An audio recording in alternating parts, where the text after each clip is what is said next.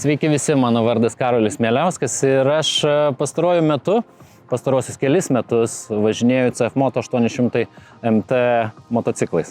Šis yra atnaujintas modelis ir šiuo metu kaip tik grįžinėjau iš kelionės į Nordkapą. Pasakysiu savo trumpą nuomonę, kaip jis, kuo jis skiriasi nuo ankstesnio. Tai štai, sustojau kolonėlėje čia Latvijoje nufilmuoti trumpą apžvalgėlį. Tai tik mano nuomonė šiame video visiškai subjektyvi, bet tam subjektyvumui šiek tiek yra pagrindo. Ankstesniuoju modeliu nuvažiavau nuo Vilniaus iki Kanjakumari, yra piečiausias Indijos taškas per 15 000 kilometrų nuo Helsinkio iki Nordkapo žiemą, lietuviškų tetų ir daug kitų kelionių, virš 30 000 kilometrų iš viso. Šiuo pervažiavau ilgiausių pasaulyje pakrantės keliu Airijai. Ir dabar nuvažiavau nuo Lietuvos iki Nordkapo ir štai grįžinėjau, jau virš 8000 kilometrų pravažiavau. Taigi, pabandysiu pradžiai nuo skirtumų. Tai pirmas skirtumas labai paprastai matomas yra vizualinis, atsirado naujos spalvos, išdažymai ir iš principo šis modelis 800 MT man yra gražus. Ir, aš paprastai renkuosi, vienas iš svarbių faktorių yra ar gražus motociklas ar ne. Tai šis yra gražus ir dabar tapo dar gražesniu. Žinau, kad nemažai vartotojų irgi lygiai taip pat. Pirma, ar gražu. Po to, kai gražu, ar pakankamai galingas, ar ne, atsiranda. Tai 90 arklių, variklis tas pats. Tiesa, naujajam nepanašu, o taip ir yra atnaujintas mapas, tai yra programa kompiuteryje, kur ištaisytos ankstesnės klaidos, tai kažkokių tai duobių nebėra, akceleruojant ir iš principo variklis sukasi daug guviau nei prieš tai buvęs. Tų dalykų, kurių tikriausiai gamintojas labai stipriai nenonsuoja, bet jie juntami, yra lygiai taip pat ir quickshifteris. Quickshifteris ankstesniam veikia ok, šitam ženkliai geriau. Ir sakyčiau, iš principo taip, kaip turėtų veikti quickshifteris, jis ir veikia. Gerai, rinkoje su absoliučiai tobulais quickshifteriais, kur toks vaizdas, kad sankabos rankinėlė iš tiesų nereikalinga, vos keli gamintojai turi po vieną modelį, kur veikia tobulai. Šis veikia gerai. Ir tai toksai techniniai momentai, kur mapas, quickshifteris, improvino, ar kaip čia, pagerėjo dalykai. Atsirado funkcijų. Yra 7 važiavimo režimai. Ankstesniam, jeigu gerai pamenu, buvo tik 3, tai Rain, Sport, Offroad, Offroad Plus, Terrain, Terrain Plus. Tai netaip svarbu, kaip kiekvienas iš jų atskirai, jūs tą gerai iš principo žinot ir patys, kam jie skirti, tai aš sakau labai paprastai, tam, kad atjungt tam tikras funkcijas. Tai jeigu ankstesniam ten ABS sunkiau atsijunginėdavo, tai dabar galim išjungti ir priekį, ir galą, per maudus galima atjungti, bet ką reikia tam, kad važiuoti į neasfaltą. Kadangi esu važiavęs nemažai ne asfaltų tiek užsienį, tiek Lietuvoje ir kažkur tai biškį rimčiau tetų, tai tikėtina jūs šio modelio nesirinksite, jeigu norėsit važiuoti tik miške, ar ne? Yra lengvesnių dalykų, lengvesnių motociklų gyvenime ir ta prasme, Dakarą pažiūrėjus mes žinom, kokie yra tobuliausi važiuoti bekelėje, bet jeigu mes kalbam apie motociklą, su kuriuo norim galbūt 2000 km nuvažiuoti iki kažkokio tai neasfaltinio ruožo taip pat patogiai, šis tikriausiai geras pasirinkimas. Vienas esminių yra apskritai važiuojant motociklu, kad jisai būtų patogus. Tai tarkim šiuo atveju aš atvažiavau iš Vilniaus į Helsinkį ir tada iš Helsinkio važiavau už 2 dienų į Nordkapą vienu ypu. 1600 km per kartą, 25 valandas kelio.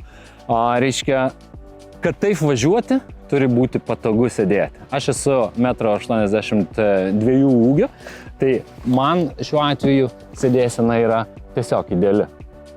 Ta prasme, aš valandas sėdžiu ir važiuoju labai patogiai. Stiklas yra reguliuojamo aukščio, aš naudoju papildomą stikliuką tam, kad absoliučiai gerai nusipūstų vėjas. Dabar patogumas leidžia važiuoti totaliai atsipalaidavus, nestojinėti dažnai arba stojinėti ne iš reikalo. Ar ne? Tai patogu. Man labai patogus nuputinėja gerai, aš sėdžiu iš principo minkštai, kaip patogiai, kaip kambarį. Kalbant apie patogumą, tikriausiai čia nėra didelio pokyčio arba iš viso jo nėra lyginant su ankstesniuoju modeliu, bet kad jau užėjau į patogumo kambarį, sėdynė šildoma, kaip ir anam, 3 padalas, rankenėlė šildomas, čia standartiniai komplektacijai šitie dalykai yra ir jeigu keliaujate daugiau arba planuojate tai daryti, jie geri. Jie gerai, kad jie yra, todėl kad rudeniop, arba šiuo atveju, pavyzdžiui, Nordcape atvažiavau 5 laipsniai šilumos, tai čia viskas susijungęs tuo metu esu ir tai yra svarbus momentas. Pažiūrėkim priekį, iš esmės nepasikeitus, fara ta pati, rūko žibintai tie patys ir čia tikriausiai esminį momentą, ką svarbu apie apšvietimą pakalbėti, tai kad šviečia gerai. Ne visi motociklai tamsoje šviečia gerai, kad aš ir stengiuosi nevažinėti tamsoje, beje, į Nordcape važiavau taip vadinamo midnight sun arba ištisinės dienos laikotarpiu, kai yra visada šviesu, bet pakankamai turiu jo važiavęs tamsoj patirties, jisai šviečia gerai, tai yra svarbu. Atsirado ženkliai didesnis ekranas. Ir tai ne tik tais vizualinė prasme ir daugiau ryškumo, bet lygiai taip pat ir funkcijų jame.